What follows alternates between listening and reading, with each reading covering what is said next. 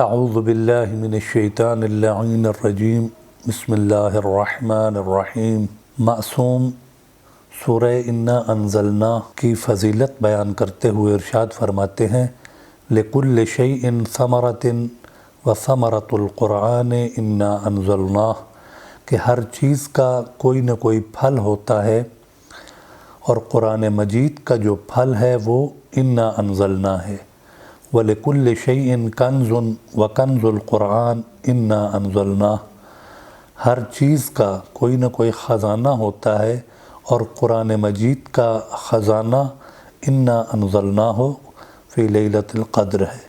وَلِكُلِّ شَيْءٍ عَوْنٌ وَعَوْنُ الضُّعَفَاءِ إِنَّا أَنزَلْنَاهُ معصوم فرماتے ہیں کہ ہر چیز کی کوئی نہ کوئی مدد ہوتی ہے اور ضعیف اور کمزور لوگوں کی مدد کا نام انا انزلنا ہے۔ وَلِكُلِّ شَيْءٍ يُسْرٌ وَيُسْرُ الْمُعْسِرِينَ اِنَّا أَنزَلْنَاهُ ہر چیز کے لیے کوئی نہ کوئی آسانی ہے اور مشکلات میں گھرے ہوئے انسانوں کی آسانی کا نام انا انزلناہ ہے۔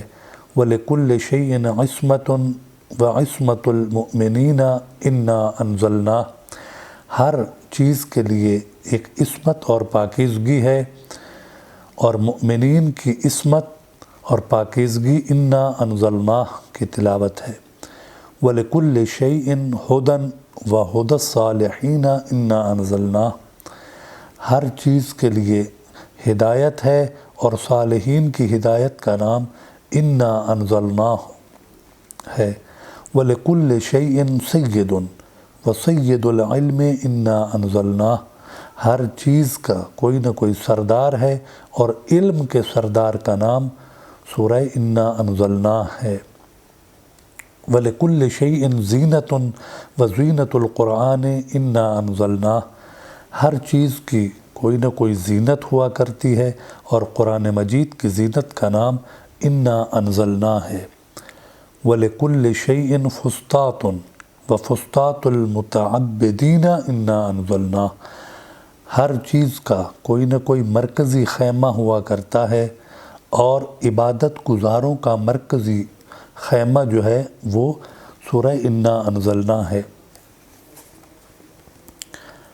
وَلِكُلِّ شَيْءٍ حُجَّةٌ وَالْحُجَّةُ بَعْدَ النَّبِيِّ اِنَّا أَنزَلْنَاهُ اور ہر چیز کے لیے کوئی نہ کوئی حجت ہے، کوئی نہ کوئی دلیل ہے اور اللہ کے نبی کے بعد جو حجت ہے وہ انا انزلناہ ہے۔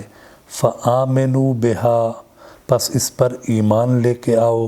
قِیلَ وَمَا الْإِیمَانُ بِهَا تو اللہ کے رسول سے پوچھا گیا کہ اس پر ایمان لانے سے کیا مراد ہے؟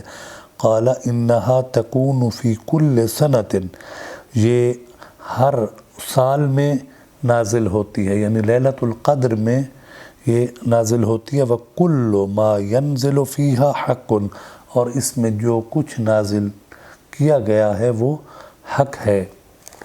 اور پھر معصوم فرماتے ہیں هِيَ نِعْمَ رَفِيقُ الْمَرْءِ کہ یہ کسی بھی انسان کا سب سے بہترین ساتھی ہے۔ بِهَا يَقْضِي دَيْنَهُ اس کے ذریعے وہ اپنا قرض اتار سکتا ہے، یعنی جو اس کی تلاوت کرے گا تو پروردگار عالم اس کے قرض کو غیب سے ادا کر دے گا۔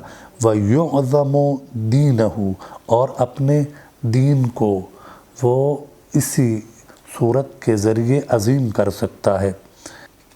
وَيَظْهَرُ فَلْجَهُ اور اس کے ذریعے اپنی دلیل کو مؤثر بنا سکتا ہے۔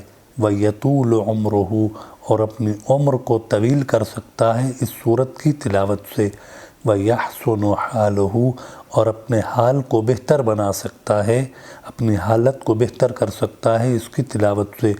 وَمَنْ كَانَتْ أَكْثَرَ كَلَامِهِ اور جو زیادہ سے زیادہ اس کی تلاوت کرتا ہے لقی اللہ تعالی صدیقاً شہیدا تو وہ پروردگار عالم سے اس حالت میں ملاقات کرے گا کہ وہ صدیق اور شہید ہوگا۔